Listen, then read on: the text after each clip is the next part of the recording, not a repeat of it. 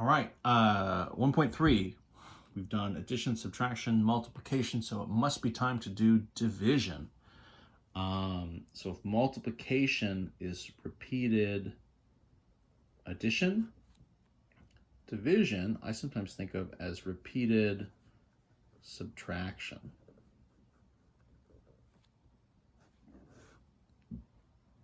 The notation here, let me sort of mark this up. A number of different ways that we can sort of write this. So we could do sort of 18 divide by 3. We can do sort of a fraction type notation. So sort of 18 over 3 is a fraction. Fraction bars really are division bars. We'll sort of obviously get into this much deeper when we do fractions in chapter 4. So we can sort of have the overtop or the much less common kind of sideways, right? Sort of this is sort of vertical stack, this is sort of a horizontal. Or what we'll see when we do long division would be this sort of bar setup where you have 18 that's divided by 3. So what all of this means is, so how many 3s sort of go into 18, right? Or another way of sort of saying this is how many 3s can you subtract out of 18? You know, a lot of time what people will say is how many 3s go into 18. And just like with sort of addition, subtraction, multiplication, right up front, there's a certain amount of division we just sort of have to memorize and kind of have at our fingertips. And so I'll start with this. So how many 3s go into 18? So this comes from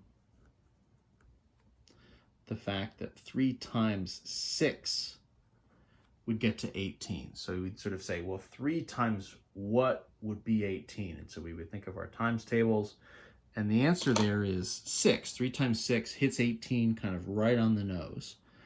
And so if 3 times 6 equals 18, that means 18 divided by 3 would leave us with that 6. So I'm not really doing any kind of a calculation there beyond just like I have the times tables memorized. I sort of know those numbers go together from a multiplication perspective, and I'm just sort of reversing a relationship to get this division relationship out of it. So we need all of our, right, sort of single digit multiplication at our fingertips, right? We just need to know all those values and sort of have them at the ready, right?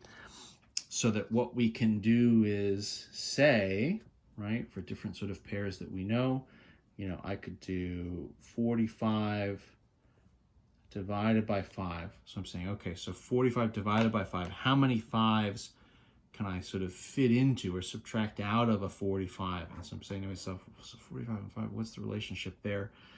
What are my multiplication pairs? So 5 times 8 is 40, 5 times 10 is 50, 5 times 9 is 45. So the answer here would be 9, right? Because 5 times 9 is 45. So you know, that aspect of it is purely coming from, right, reverse engineering my multiplication pairs. And I need to have it, you know, at the ready, right? What is 63 divided by 7, right, is also 9, right? Because 7 times 9 is 63. I have to just like have that ready to go, right? I need 24 divided by 3 is 8. because 8 times 3 is 24, right? How many 3's will fit into 24? I have to just sort of know it and kind of recognize that pair really off the top of my head more than anything else. We can write it out. I mean, you can literally do the subtraction and do everything kind of long form by hand. But in all honesty, sort of, writing it out in that long of a way is going to sort of take up too much brain power, and sort of doing all that is going to kind of use up all your energy for what should be sort of going on elsewhere in the problem. So getting all that times table stuff is not just about having it for the times table, right? It's not just about avoiding using a calculator. It's everything that we're going to do comes back to sort of having all those numbers sort of at the ready.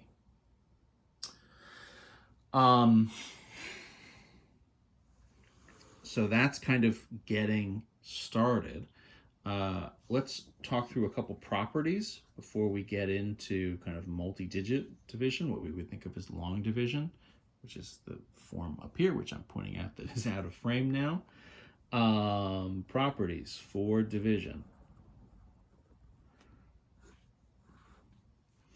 I'll say right off the bat, division is not commutative, and it is not associative.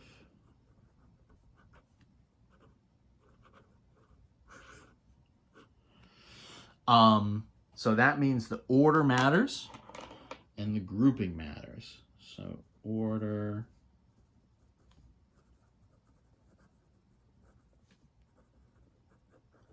and grouping matter, right? So 35 divided by 5 is not the same thing as 5 divided by 35. Those are going to be two totally different problems for us, two totally different setups with two totally different answers. Similar to subtraction, we're kind of limiting what we're looking at for now. We're going to look at exclusively a larger number divided by a smaller number. You can do division where that relationship is reversed. What happens is you get a fraction value, you get a value that's less than 1. If you sort of take something smaller and divide it by something bigger, you get a value less than 1. You're sort of shrinking the overall size of the number to less than 1.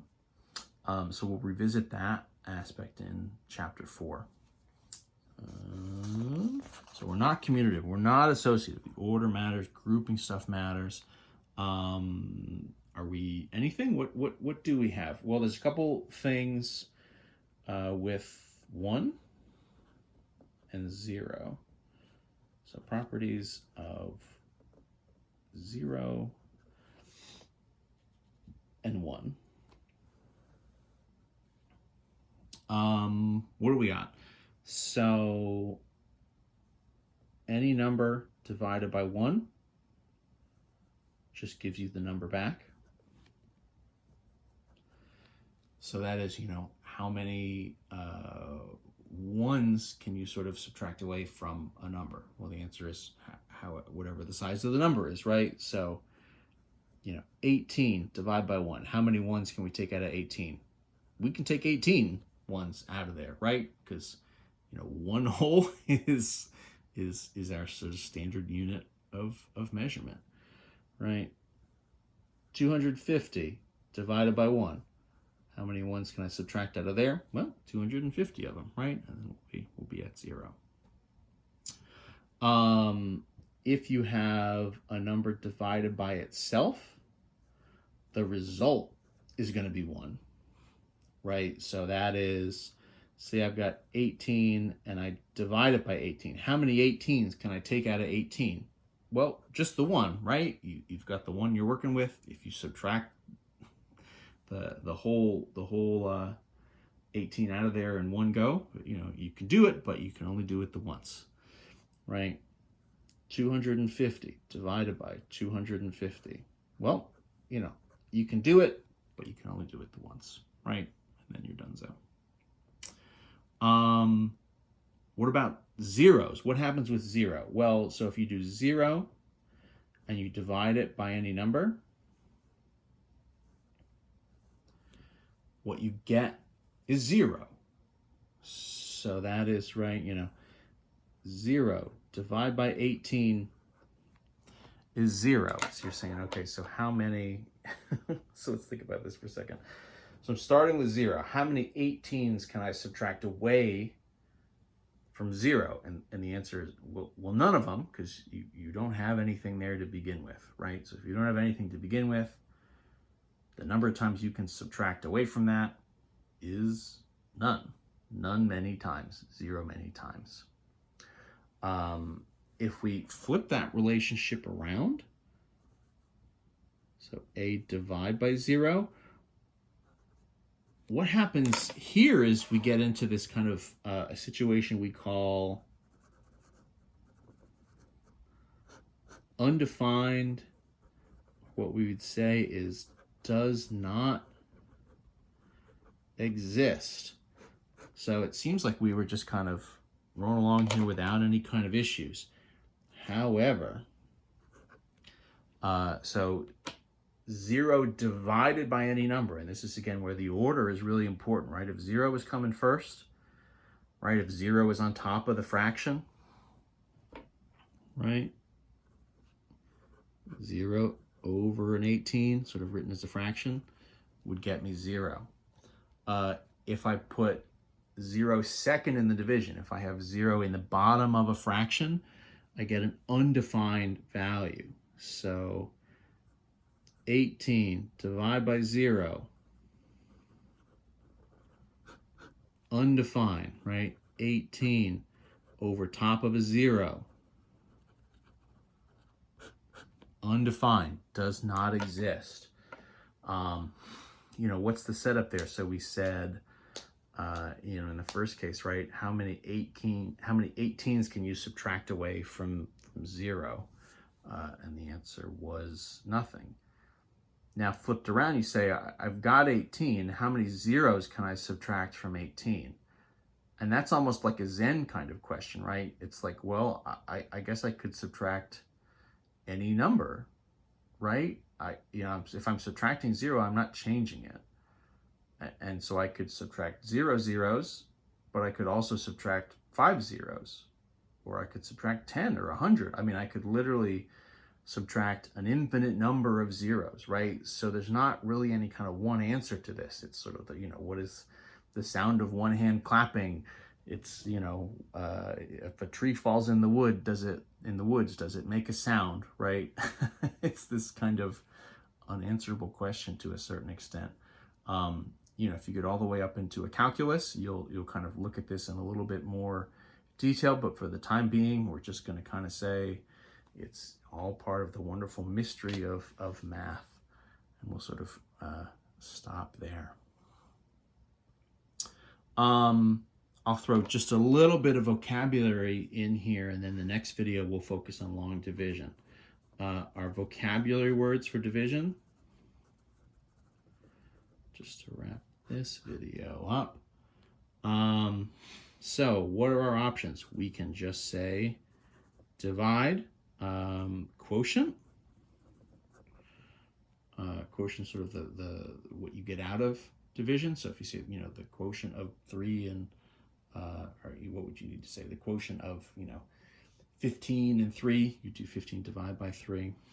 Per, right? So if you have, 15 cars per block, right? You can sort of break all this stuff up. It would be a division, or you could say, right, sort of split into, right? I have, 40 apples, split into, 3 different baskets. How many go in each basket, right? Oops, sorry, that was all out of frame. So that was divide, quotient, you could use per, so sort of split into. So that's sort of a vocabulary. That's what we would say if we mean division. That's some of the language there. We'll stop this one. We'll do long division next.